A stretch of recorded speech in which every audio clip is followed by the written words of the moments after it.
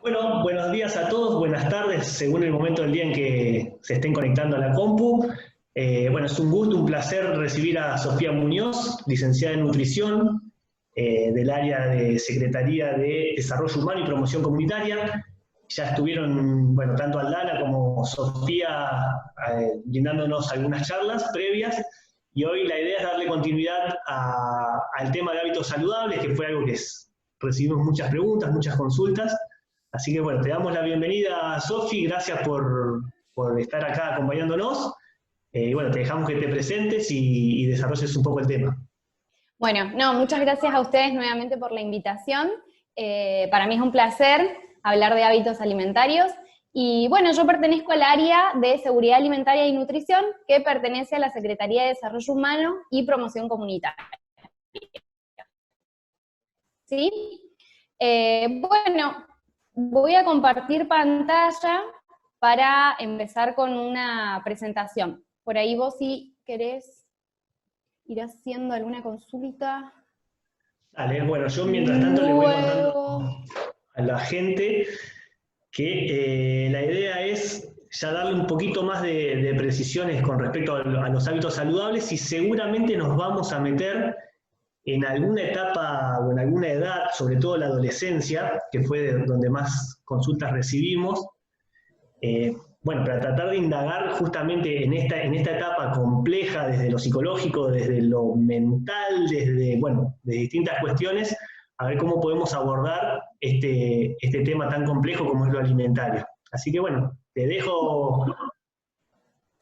bueno, ¿No? la idea de la presentación es profundizar un poquito más sobre hábitos alimentarios. Yo cuando estuve la otra vez hablando, lo hice más bien sobre alimentación saludable en general. Ahora quería hablar sobre hábitos, ¿sí? Porque nosotros podemos saber cómo llevar adelante una alimentación saludable, o qué es lo que tiene que incluir, qué es lo que no, qué es lo que se recomienda en mayor o menor medida.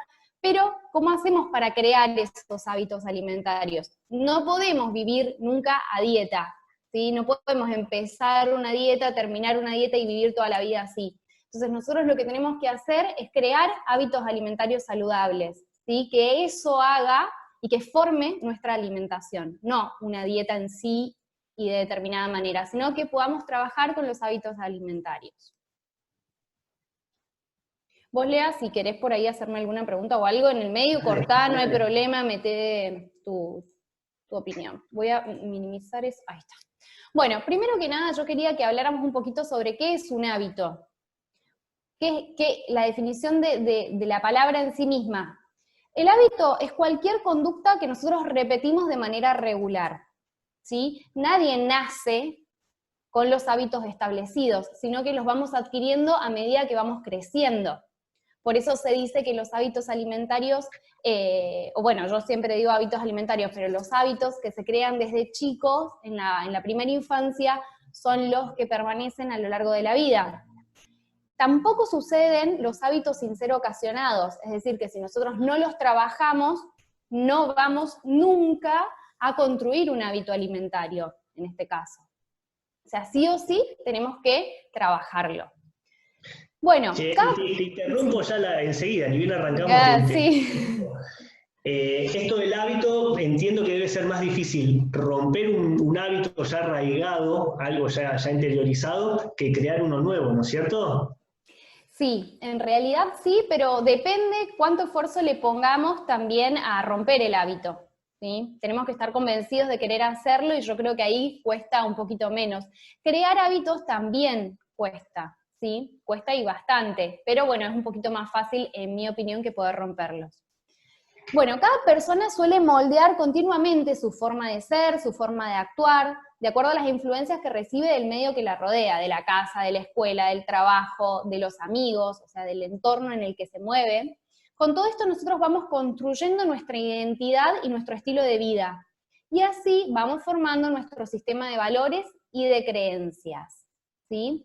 Que va a definir la actitud que vamos a tener ante la vida y el rol que vamos a ocupar en la sociedad. Estos valores, ideas, los sentimientos y las experiencias que nosotros vamos teniendo son los que van a definir los hábitos de cada persona.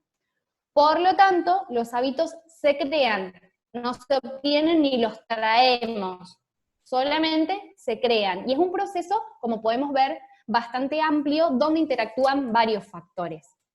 Es un proceso la creación de un hábito. No podemos crear un hábito de la noche a la mañana, sino que No es implica espontáneo. claro, implica un proceso de creación y de sostenimiento también, que eso es muy importante. Bien, Bueno, vale, por otro... me sumo, vale para lo nutricional, vale para el deportivo. O sea, alguien que está iniciando una actividad deportiva, no es que de un día para otro hago actividad, sino que debo sostenerla en el tiempo. Es un proceso, como bien dijiste. Totalmente. Por otro lado, ¿qué es la salud? Porque nosotros estamos hablando de hábitos, bueno, alimentarios no lo definí por una cuestión de que es todo lo que rodea la alimentación, ¿no? Pero la salud sí me pareció importante porque es el completo estado de bienestar físico, pero también mental y social. ¿Sí? Nosotros por ahí pensamos en salud y siempre pensamos en el bienestar físico, pero el concepto va más allá, la salud va más allá de lo meramente físico, sino que también incluye lo mental y lo social. Y no es solamente la ausencia de enfermedades o de patologías, de afecciones. Entonces, ¿qué son los hábitos alimentarios saludables? Son esta repetición de conductas, la creación del proceso alimentario, porque incluye todo lo que es alimentación, y saludable porque tiene que, el hecho de que yo realice esta conducta de manera repetida, tiene que hacer que promocione mi salud y que prevenga enfermedades, ¿sí? Que es de lo que vamos a hablar, de hábitos alimentarios saludables. Bueno, ¿qué es lo que se me ocurrió hacer? Hábitos alimentarios hay un montón, ¿sí? Entonces por ahí a mí se me ocurrió buscar 10 hábitos y desarrollar esos 10. Y ahora lo que le propongo a la gente que está escuchando es que de estos 10 hábitos elijan 2 que no realizan, ¿sí? Yo leo el listado de 10 hábitos que ahora los vamos a nombrar y digo, bueno, estos 2 yo no realizo. Y empezar a trabajar nada más que con 2, ¿sí? Para poder, es un pasito más para empezar a cambiar la alimentación y para crear el hábito. ¿Cómo deberíamos trabajarlo? Bueno, elegimos 2 y tratamos de sostener esta actitud y esta acción durante un mes, ¿sí? De repetirla todos los días, ¿sí? Y ahí vamos a empezar recién a trabajar el hábito. Por ahí, en la alimentación, uno es poco paciente y cuando no puede una semana, 2 semanas, sostener un cambio de hábito, o sea, sostener un cambio de acción vendría siendo, listo, yo no puedo. No, para cambiar el hábito, como vimos que es un proceso, necesitamos más tiempo, ¿sí? Y al ser un proceso también hay momentos donde es más fácil, momentos donde se complica más, donde podemos retroceder, ¿sí? Y eso no quiere decir que el hábito no lo vamos a poder crear. Bueno, yo puse estos 10 hábitos. Primero, desayunar todos los días, que me parece como el número 1 y uno de los más importantes. Hacer 4 comidas por día, respetar los horarios de las comidas y no saltearlas, beber 2 litros de agua diariamente, disminuir el consumo de alimentos ultraprocesados, reemplazar el consumo de harinas refinadas por harinas integrales, aumentar el consumo de frutas y verduras, consumir el aceite de manera cruda, disminuir el consumo de sal y no consumir jugos y gaseosas de forma habitual. ¿Sí? Estos son los 10 que yo propongo. De estos 10, a mí me gustaría que elijan 2 que no hacen y empezar a trabajarlos durante un mes. No sé, Sofi, Lea, cómo venís por ahí. perfecto, te quería interrumpir hace rato para sacarme algunas dudas, pero Decime. esto estamos en un ideal, ¿no es cierto? Y pienso en la gente común, cualquiera de nosotros, ¿en qué lugar está el permitido o en qué lugar está dentro del proceso mensual en el que vos dijiste que tiene idas y vueltas? ¿En qué momento está esto de me puedo equivocar o puedo tener algún permiso para no cumplir con estos puntos o con alguno de estos puntos o para introducir uno nuevo, no sé, los dulces o alguna cosa no del todo permitida? Bien, en realidad los permitidos, como se llaman, forman parte del proceso de la creación de un hábito. Si yo estoy, por eso para mí es importante ir de a poco y por eso digo, en vez de hacer los 10, si yo de repente de estos 10 no hago ninguno, digo, bueno, tengo que empezar por 2, no puedo hacer los 10, porque al intentar hacer los 10, la mitad no los voy a poder hacer, por eso siempre es mejor empezar de a poco. Entonces, el lugar de los permitidos, ¿cuál puede ser? Y que yo digo que forman parte del proceso de creación de un hábito saludable, es que tienen que ocupar un lugar, ¿sí? Y yo ahora lo voy a mostrar porque les traje la gráfica de la alimentación saludable para que veamos qué lugar tienen que ocupar esos permitidos, y que no tienen que nunca ser mayor los hábitos no saludables que los saludables. ¿Sí? Si nosotros, por ejemplo, para ir a la práctica, si nosotros durante la semana hacemos todo bien me refiero a desayunar, si hago 4 comidas, a hacer actividad física, a tomar agua, por ejemplo, como ir a lo más general, el fin de semana me puedo dar un gusto y decir, bueno, hoy no digo no desayuno, porque se supone que si creamos el hábito implica necesitarlo, o sea, el hábito se tiene que transformar en una necesidad, ¿sí? Pero estos permitidos de decir, bueno, hoy en vez de merendar algo súper saludable, puedo permitirme merendar si quiero incorporar un alfajor, por ejemplo, ¿sí? O tomar un jugo o una gaseosa en la comida, ¿sí? Si hago toda la semana, tomo agua, el sábado o el domingo puedo decir, bueno, hoy, ¿sí? Almuerzo con esto, con una gaseosa, por ejemplo. Bien, ¿Sí? Sofi. Y esto, pensando en los nenes que hacen actividad física, ¿no? Yo siempre por ahí lo direcciono más al adolescente o a los nenes que por ahí no tienen todavía la cultura o la conducta interiorizada, y es más el papá o la mamá o la familia el que le dice, tenés que cumplir con estos puntos, ¿sí? Bien.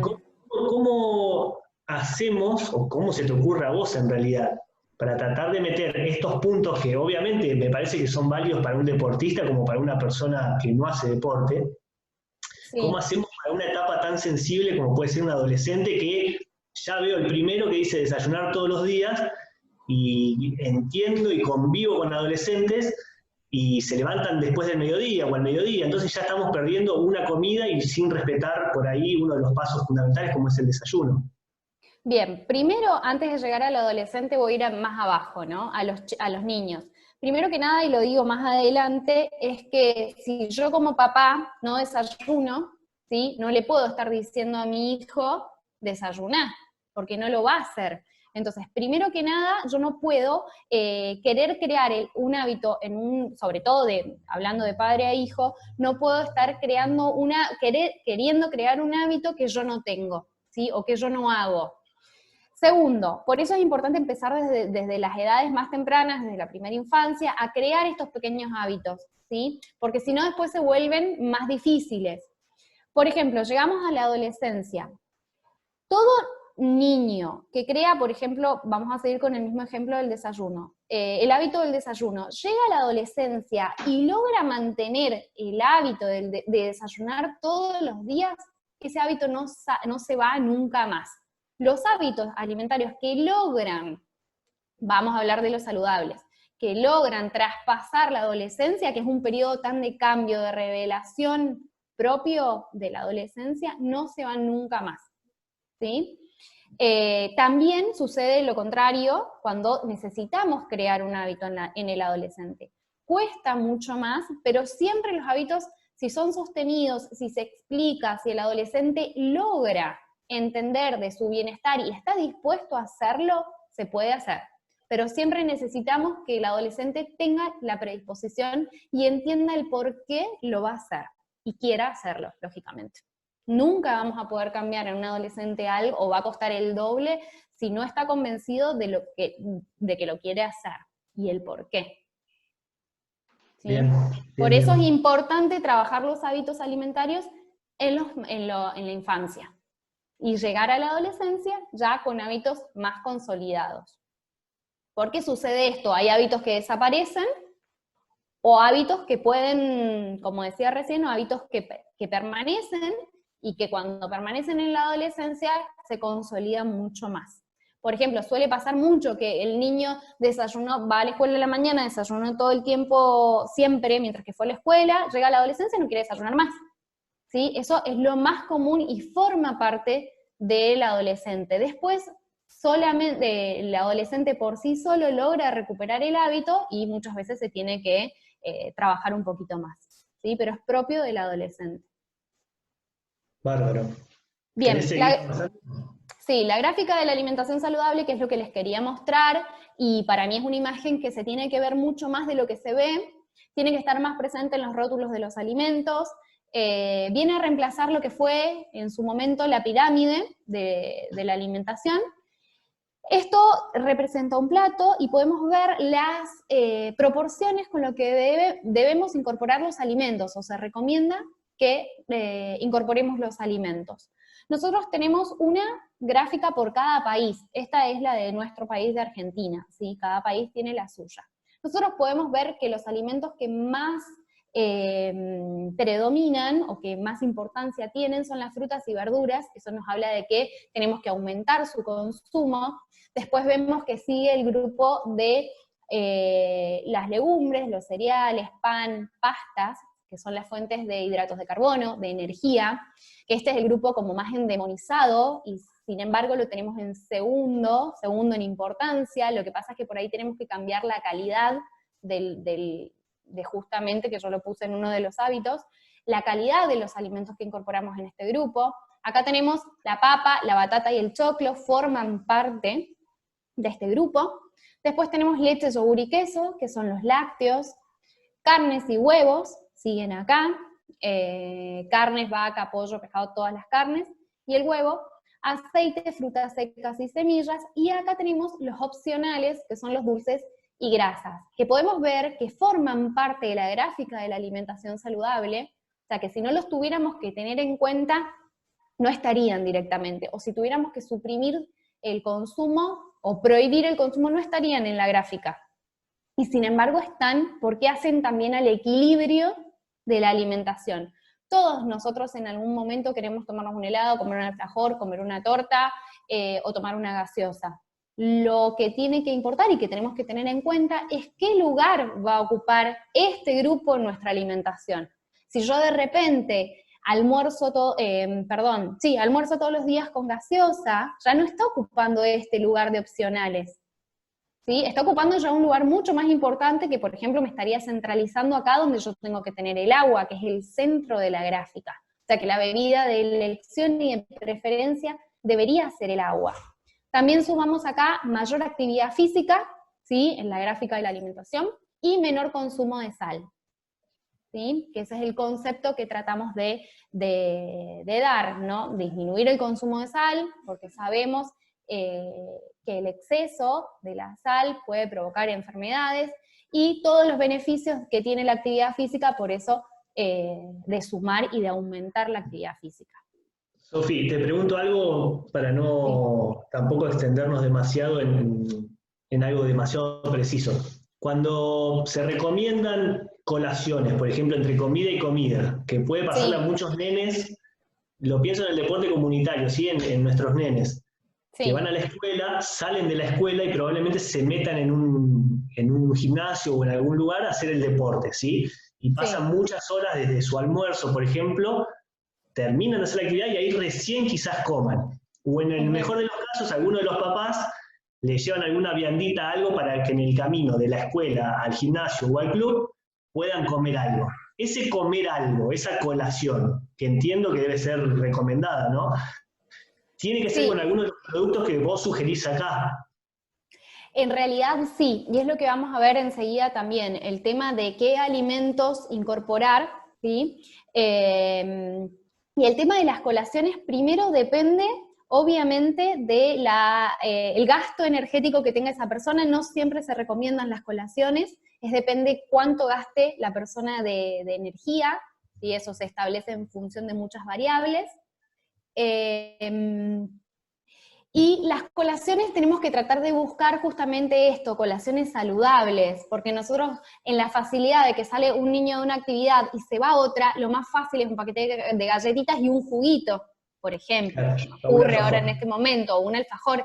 Entonces vamos a ver que esos alimentos terminan siendo productos ultraprocesados, y es algo de lo que quiero que hablemos enseguida. Entonces tenemos que tratar de buscar calidad en los alimentos que le vamos a dar, ¿sí? Porque más allá de buscar una generación de energía, que nuestro cuerpo obtenga el combustible para poder desarrollar la siguiente actividad, tenemos que ver de aportar nutrientes, ¿sí? De aportar nutrientes de calidad y que le Claro, hagan bien al organismo. que no sean calorías vacías, Exacto, básicamente. básicamente sí. Bien, sigo. Bueno, vamos con el primer hábito que yo les había puesto, desayunar diariamente. ¿Qué alimentos elegir para un desayuno? Porque a mí me pueden decir, bueno, a ver, el desayuno ideal es este o aquel. Primero, la elección depende de los gustos de la persona. Yo no puedo decirle o pretender que una persona desayune yogur todos los días cuando no le gusta o nunca en su vida desayunó yogur, ¿sí? Entonces dependen de los gustos de las personas. Las porciones y las cantidades que vamos a incorporar en ese desayuno dependen de la cantidad de calorías y nutrientes que necesita esa persona en función de sus necesidades metabólicas. Tenemos que saber que las porciones, no hay porciones estandarizadas. Nosotros necesitamos primero determinar esas necesidades metabólicas, qué cantidad de energía necesita la persona para poder ver la porción. Si no tengo el hábito del desayuno, si yo no desayuno, bueno, primero, ¿cómo empiezo? Tengo que elegir sí o sí alimentos que me gusten. Tratar de que esos alimentos que me gusten, buscar, porque si me gusta el alfajor y el jugo, bueno, tratemos de ver otras opciones que sean un poquito más saludables.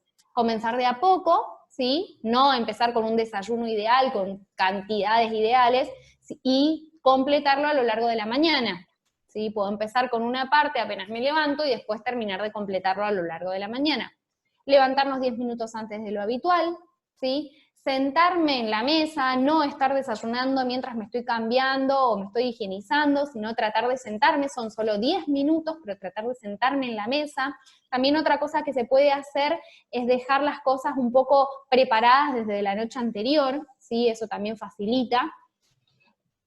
Bueno, el desayuno es importante, entre otras cosas, porque está relacionado con mayor concentración, mayor rendimiento físico e intelectual. Entonces, también es importante para los chicos de la escuela.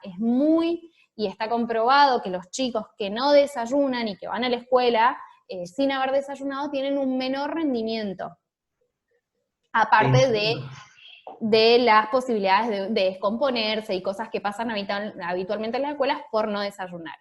Como general y alimentos recomendados de manera general, vuelvo a decir que dependen de los gustos de cada persona, son los lácteos, leche, yogur, queso, cereales preferentemente integrales, frutas, frutos secos, ¿sí? Cereales preferentemente integrales, voy también no solo con los cereales en sí, sino el pan y todos los que vienen de derivados de las harinas y todo lo que se fabrica a partir de los cereales. Bueno. Te decía, perdón, Sofi, una persona, sea un adulto mayor, un adulto quien sea, que desayuna previo a una actividad, ¿sí? Que se va a ir a hacer también una actividad porque va a la mañana al centro de yoga o a hacer algún deporte. ¿Cuánto sería prudencial de tiempo darle entre el desayuno? Porque de hecho muchos lo hacemos, el desayuno sobre la hora para levantarme lo más tarde posible, ganar esas horas de sueño, pero enseguida me estoy encontrando con la actividad física, ¿sí? Bueno, sobre todo eso, tratar de que si vamos a hacer actividad física, porque una cosa es levantarse, desayunar e irse a trabajar, y otra cosa es levantarse, desayunar e irse a hacer una actividad física. Entonces, bueno, tratar de que si vamos a hacer una actividad física, tengamos un tiempo prudencial, ¿sí? Eso tiene que ver mucho con el vaciado gástrico de la persona, ¿sí? Pero generalmente con que pase media hora, 45 minutos y el desayuno no fue muy contundente, también hay que tratar de ver qué es lo que se va a desayunar, para que no esté pesado tampoco la persona, y hay que analizar varias variables. Pero más o menos entre 45 minutos yo creo que sería para un desayuno estándar con los alimentos que les decía, estamos, ¿sí? Bueno, vamos a otro, realizar 4 comidas al día, respetar el horario de las comidas y no saltearlas. Acá junté 2 en 1 porque es más o menos lo mismo. Desayuno, almuerzo, merienda y cena serían las 4 comidas recomendadas. A esto podemos, depende de la hora que se levanta la persona y que se acuesta, añadir las colaciones, ¿sí? Que puede ser una media mañana y otra media tarde. ¿Por qué respetar el horario de las comidas? Porque es el primer paso para poder ordenar la alimentación, ¿sí? Entonces, Yo, si tengo que empezar, de repente mi alimentación está toda desordenada, ¿por dónde empiezo? Por realizar 4 comidas, ¿sí? Por tratar de mantener un desayuno, un almuerzo, una merienda y una cena. Si tengo que priorizar una, bueno, empiezo con el desayuno, ¿sí? Mantener un orden diario de las comidas es un hábito muy importante, porque comer a cualquier hora también fomenta el picoteo, y generalmente cuando ya ese picoteo es muy constante, siempre y generalmente es con alimentos poco saludables. Hacer varias comidas al día también acorta el tiempo entre las mismas, o sea, acorta el tiempo entre una comida y otra, y esto hace que sea más fácil poder manejar las porciones, ¿sí? Si yo de repente desayuné, salteo el almuerzo porque estoy trabajando, después voy a llegar a las 7 de la tarde, me voy a querer comer todo, ¿sí? Entonces eso me hace poder manejar las porciones de comida. Todo lo que yo no utilice en ese momento, de esa comida tan grande, es lo que se va depositando. Facilita la incorporación de energía y de nutrientes necesarios. Más allá de todo, nosotros necesitamos incorporar y cubrir requerimientos nutricionales, cubrir requerimientos de nutrientes y de energía, que eso se deben incorporar de manera diaria. Entonces, si de repente yo tengo 2 comidas, ¿cómo hago? O sea, yo hago 2 comidas, ¿cómo hago para incorporar todo lo que necesito en energía y en nutrientes? Entonces, esto va a las comidas muy voluminosas. Bien, beber 2 litros de agua por día, y acá voy a poner la gráfica haciendo hincapié en que el agua tiene que, sabemos que entre el 60 y el 70% de nuestro cuerpo está formado por agua, y que aparte nosotros tenemos pérdidas por transpiración, por respiración, por orina, por materia fecal, donde perdemos entre 2 o 3 litros, ¿sí? Es un montón, entonces nosotros también tenemos que reponer esas pérdidas. ¿Cómo hacemos?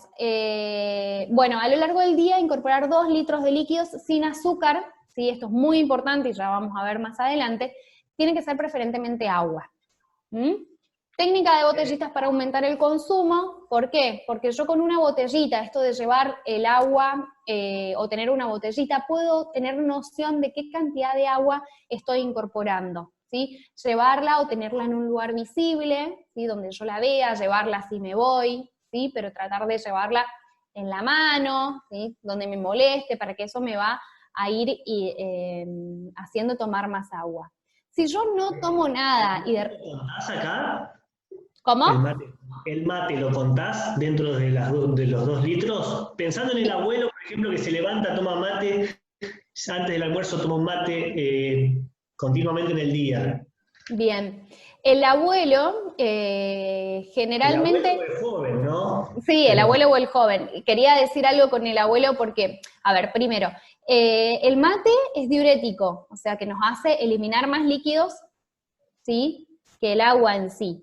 Entonces, primero, tratamos de que si el mate es sin azúcar, nosotros podemos contarlo, así sea mate, mate cocido o té, si es sin azúcar podemos contarlo para que complemente la hidratación del día, ¿sí? No lo podemos utilizar como forma de hidratación, o sea que solo nosotros nos hidratemos con eso, pero sí completar, ¿sí? Ayudarnos a llegar a los 2 litros, ¿sí? Pero no solo hidratarnos con té, mate cocido o mate. ¿Por qué decía lo del abuelo? Porque el abuelo, bueno, tenemos que tener prestar mucha más atención en los adultos mayores, porque la sensación de sed disminuye, ¿sí? Y dejan de tomar agua. Entonces, bueno, tratar de controlar bien ahí y trabajar mucho el tema del agua, de tener una botellita, de tener una jarra cerca, y que ellos puedan visualizar cuánto están tomando, ¿sí?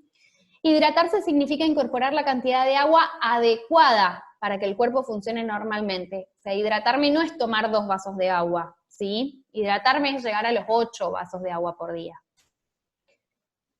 Bueno, ofrecer siempre agua desde la infancia en lugar de introducir otras bebidas, y esto es muy importante, siempre el agua para poder lograr su hábito de consumo.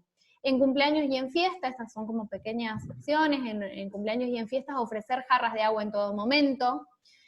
Para facilitar su consumo, dejar una jarra con agua a la vista, esto es de lo que decía recién, utilizar envases para transportar en la mochila o en la cartera, para evitar salir y decir que tengo sed, sobre todo en el verano, y paso y compro un jugo, ¿sí? El agua tiene muchos beneficios.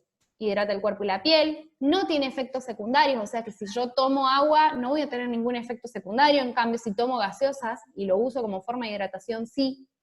Permite el correcto funcionamiento de los riñones, ayuda a eliminar el exceso de líquidos del cuerpo, favorece la digestión de los alimentos y entre otras cosas también ayuda a normalizar la tensión arterial.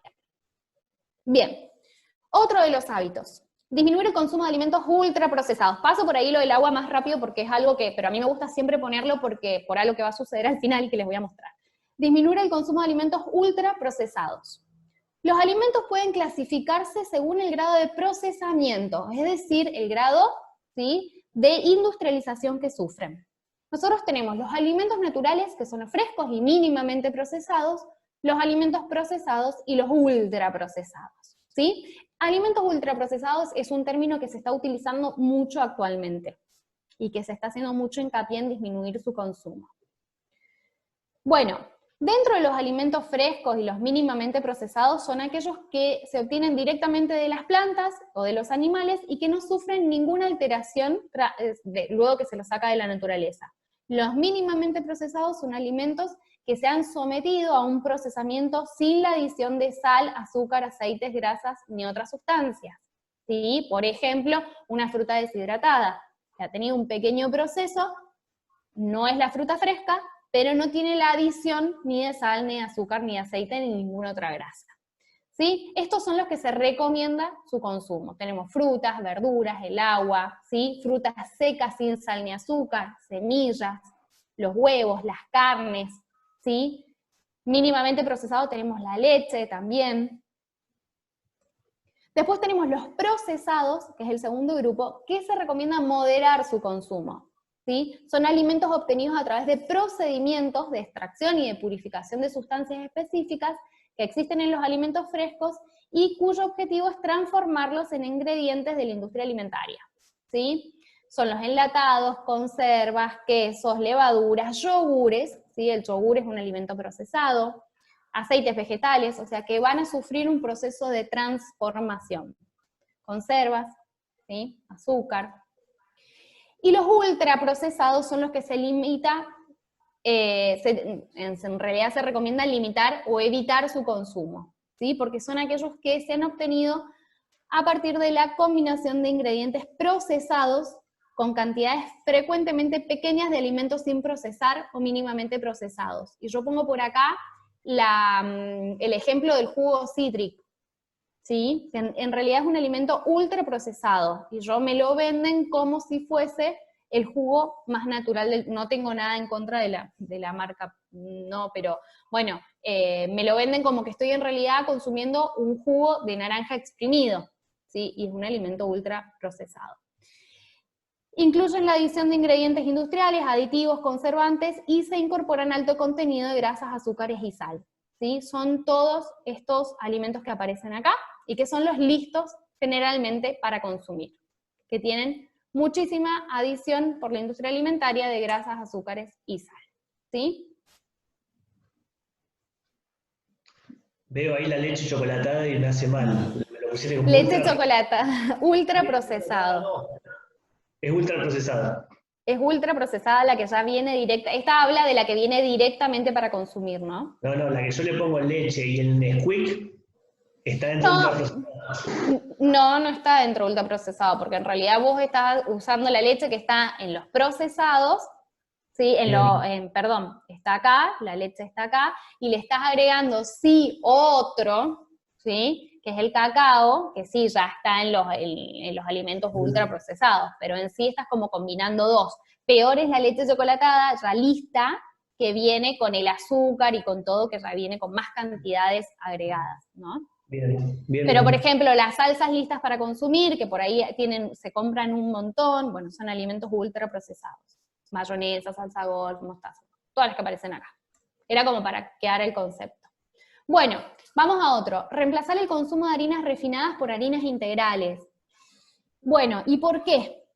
Las versiones integrales tienen mayor cantidad de fibra. Y yo por ahí quería dejar el concepto de fibra alimentaria. ¿Qué es la fibra alimentaria? ¿Por qué es buena la fibra alimentaria? ¿Y qué es? Es la parte comestible de los alimentos de origen vegetal, pero que no puede ser digerida por el organismo. Nuestras enzimas digestivas no la pueden digerir, por ende, fermenta a nivel del intestino. No aporta cantidades significativas de calorías, ya que el cuerpo no puede degradarla para obtener energía. Cuando llega al colon, es lo que les decía, se fermentan por las bacterias, aportando múltiples beneficios. Ahí vamos a ir viendo ejemplos. ¿En dónde encontramos la fibra? Bien, en todos alimentos naturales, ¿sí? Frescos. La encontramos en verduras, en las frutas, en las legumbres, en los cereales integrales, en los frutos secos, en las semillas, ¿sí? Y volviendo al hábito este que yo quería que trabajáramos, era de reemplazar o de cambiar o de modificar el consumo de harinas blancas por las integrales. Entonces, acá vemos que el arroz integral, cebada, centeno, trigo sarraceno, choclo, quinoa, amaranto, mijo, bueno, avena, salvado de avena, contienen más fibra. Y acá tenemos la parte de los carbohidratos que no contiene casi nada de fibra, que tenemos la harina de trigo común, ¿sí? No tiene casi nada de fibra. Harina de maíz, que es la polenta, los panes, las pastas, las galletas a base de harina común, los panes de hamburguesa, pan lactal envasado, ¿sí? Maicena, son la mayor cantidad de harinas o de carbohidratos que se consumen, y podemos ver que tienen casi nada de fibra.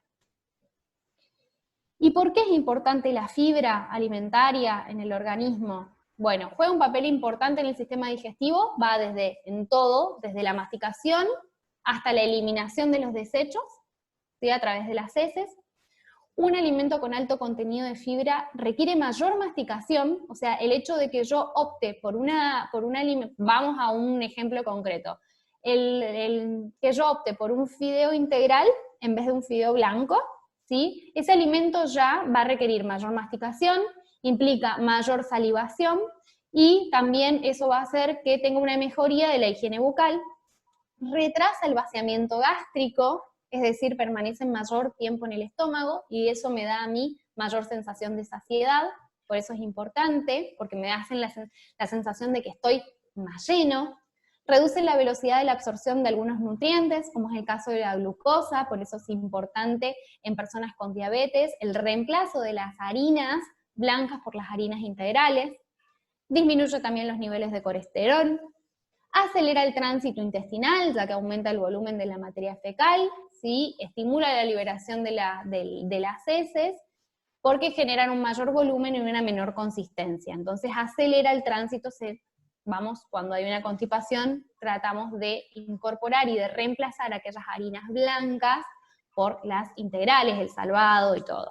Ayuda a disminuir la concentración y el tiempo de contacto, ¿sí? Con potenciales agentes carcinogénicos en la mucosa del colon.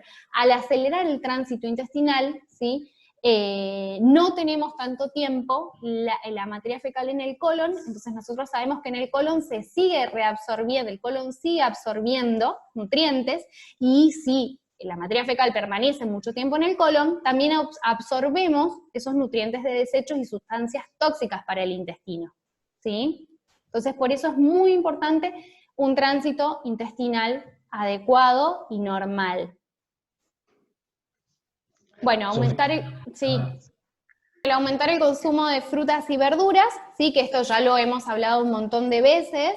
Si de repente yo veo que mi consumo de verduras y frutas es muy bajo, ¿qué es lo que trato de hacer? Incorporar por lo menos una porción de verduras en el almuerzo y una en la cena, ¿sí? Una porción me refiero a nada más que medio plato, ¿sí? Entonces si de repente yo veo que no llego a eso, bueno, por lo menos trato de que en alguna de las dos comidas haya verduras. Ahora, la recomendación es de 3 frutas diarias. Si yo veo que no te consumo ninguna fruta por día, que pasan los días y no consumo ninguna, bueno, no voy a ir a las 3 frutas de repente, sino voy a tratar de todos los días incorporar una. Las frutas que se... Sí. Pregunto como papá, que me imagino que le debe pasar a los que están viendo.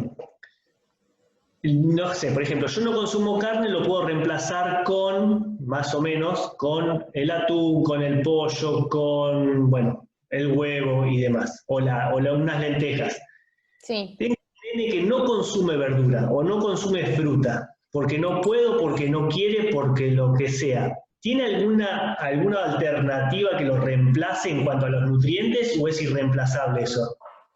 Mira, si vos, a ver, las frutas y las verduras son irreemplazables por otro grupo de alimentos. Si yo tengo un niño que no consume, que suele pasar, que no consume nada de verduras, pero es buen comedor de fruta, genial. O al revés, ¿sí? Si yo de repente tengo un niño que no me come ninguna fruta, pero me come variedad de verduras, bueno, genial. El problema viene a cuando no consume ninguna de las dos. ¿Sí? Es decir, ¿se pueden reemplazar entre frutas y verduras? Sí, se pueden reemplazar entre ellos, ¿sí? Pero no hay otro grupo de alimentos fuera de las frutas y las verduras que me lo reemplace. ¿Sí? ¿Me explico? Bárbaro. Sí, sí, sí, clarísimo.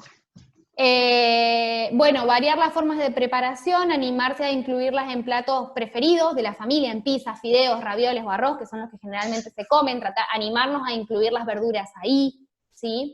Aprovechar al máximo los nutrientes, puedan siempre conservar la cáscara, aquellas que se puedan consumir con cáscara mejor, que ahí es donde está la fibra, la mayor cantidad de fibra, variar las formas de preparación, animarse a incluirlas en los platos preferidos de la familia, la pizza, fideos, ravioles, arroz, que es más fácil sobre todo para los chicos, estimular el consumo.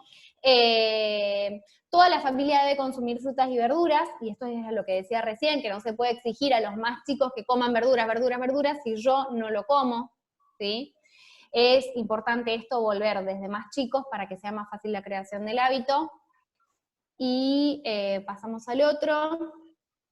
Bueno, consumir el aceite en crudo, esto habla un poco de las formas de cocción de los alimentos, de disminuir los fritos y los salteados. Por ejemplo, si yo de repente cada vez que como milanesas las como fritas, bueno, tratar de reemplazar los alimentos fritos por otras formas de cocción, y consumir el aceite crudo hace referencia a agregarlo de forma cruda a verduras, a ensaladas, ¿sí? Aportan grasas saludables, que son los omega 3, 6, 9, antioxidantes, vitaminas, ¿sí? Ir variando entre los tipos de aceites, que es donde encontramos más variedad de estos ácidos grasos esenciales. Después, acá les dejo para si después lo quieren ver y leer bien, que es para una correcta fritura. Si voy a hacer una fritura, bueno, hay una forma correcta de hacerla. Entonces, si yo un día a la semana hago una fritura, bueno, que sea de una manera correcta, ¿sí? Para que el alimento absorba la menor cantidad de grasa posible. Retirar el salero de la mesa, esto es el hábito que puse al disminuir, ¿sí? A la recomendación de disminuir el consumo de sal. Como hábito podemos hacer esto de retirar el salero de la mesa, de que no esté presente, de llevar los alimentos ya condimentados y salarlos luego de finalizar la cocción, ¿sí? El sodio es el componente básico de la sal de mesa, pero en la industria alimentaria se utiliza como conservante, como resaltador del sabor, es decir, que todos los alimentos naturalmente tienen sodio, desde los alimentos frescos, y va aumentando esa cantidad de sodio mientras más industrializado y ultraprocesado sea el alimento, por esto de que se utiliza como conservante, como resaltador del sabor, ¿sí? El exceso de sal puede provocar hipertensión, enfermedades cardiovasculares, alteraciones renales, etc. Bueno, no consumir, y ya con esto vamos terminando, no consumir jugos y gaseosas de forma habitual, ¿sí? Nosotros por ahí vemos que los jugos, sobre todo, están muy presentes en la mesa de los argentinos, y las gaseosas también. Entonces, preferir y priorizar el agua como bebida de elección, y esto es sumamente importante inculcar a los niños desde pequeños. Las gaseosas y jugos industriales de cualquier tipo, sean los jugos, aportan cantidades elevadas de azúcar. El exceso de azúcar favorece la aparición de caries, de parásitos en los niños, predispone la diabetes y aumenta el peso corporal, conduciendo a un sobrepeso, a una obesidad. Aporta calorías vacías, que esto es lo que decías vos, Lea, es decir, ¿qué es una caloría vacía? Que me aporta energía, pero una energía que no tiene ningún tipo de nutriente para el organismo. Y esto por ahí se los pongo para que vean y que a la hora de leer el rótulo de los alimentos y las etiquetas, de qué otra forma la industria alimentaria a mí me pone el azúcar en los rótulos de alimentos. Pues nosotros vemos y decimos, no dice azúcar. Entonces este alimento no tiene azúcar, pero de repente dice alguno de estos. Y es lo mismo. Y los ¿Sí? jugos que dicen 0 azúcar, por Bueno, ejemplo, claro, o alguno de esos, o es mentira. Tenés que ir a la lista de ingredientes a ver si te nombra alguno de estos. ¿Sí? Por más que en el envasado diga 0 azúcar, tenemos que dudar. Sí, porque en realidad el etiquetado, sí, siempre hay que dudar. Siempre hay que dudar de lo que diga 0, hay que irse a la lista de ingredientes. Y mientras el ingrediente, mientras más al principio de la lista esté, o sea, si yo voy a una etiqueta de alimentos y veo que el primer ingrediente es el azúcar en sí, o cualquiera de estos, ya el alimento tiene muchísima cantidad. O sea que los ingredientes se van poniendo según la cantidad que tengan en el alimento, ¿sí? Van en orden decreciente. El primero es el que más cantidad tiene. Entonces, si lo encuentro al azúcar dentro de los 3 primeros ingredientes, ya me habla de que el alimento no es bueno. ¿Sí? Bárbaro. Y bueno, esto es lo que les quería comentar y que quería dejarlo así para que lo que llamemos a reflexión, para terminar, es que Argentina es el principal consumidor de bebidas azucaradas del mundo. ¿Sí? O sea, estamos hablando de que no es Estados Unidos como nosotros creemos, ¿sí? Nosotros somos el principal país, o sea, el país con mayor consumo de bebidas azucaradas del mundo, ¿sí? Entonces, esto es a lo que voy, de que tenemos que trabajar mucho en este hábito, en el consumo del agua, porque no hablamos de bebidas azucaradas como fin de semana o como ocasional, sino del consumo diario, ¿sí? Salir del hábito, ¿sí? Entonces, bueno, es llamar a la reflexión y ver de que somos un país que si nos ponemos a mirar estamos llenando de calorías vacías nuestro organismo, ¿sí? Porque el azúcar es justamente una caloría vacía, ¿sí? Entonces, bueno, tratar de trabajar mucho el consumo del agua, priorizando antes de cualquier otra bebida, sobre todo azucarada. Bueno, con esto... Si querés dejar de compartir pantalla, así te saludamos, ahí está. Ahí está. Bueno, me extendí como siempre, que empiezo a hablar y termino a la larga.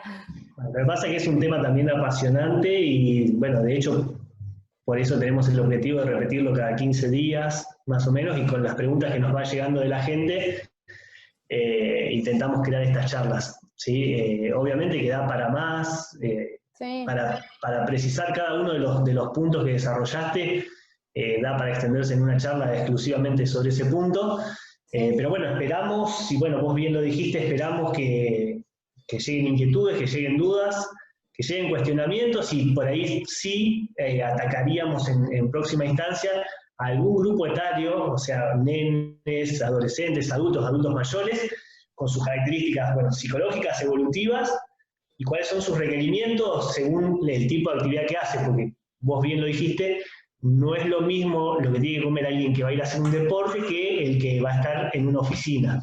No, y así mismo una persona, o sea, que todos, o sea, 2 personas diferentes que vayan a hacer actividad física con la misma edad, los requerimientos son diferentes, porque los requerimientos son de cada persona y no son los mismos que de otra. Requerimientos de nutrientes en cuanto a hidrato de carbono, proteínas, grasas, calorías, como micronutrientes. Y eso es particular de cada uno, ¿no? Buenísimo, Sofi. Bueno, te agradecemos. Gracias por estar en este espacio. Te esperamos a vos, Waldán, a cualquiera de las chicas. Y bueno, para seguir planteando dudas y seguir desarrollando estos temas que son apasionantes. Bueno, muchas gracias a ustedes nuevamente y los invito a, de estos 10, tratar de elegir 2 y ponerlos en práctica. Chao, gracias. Dale.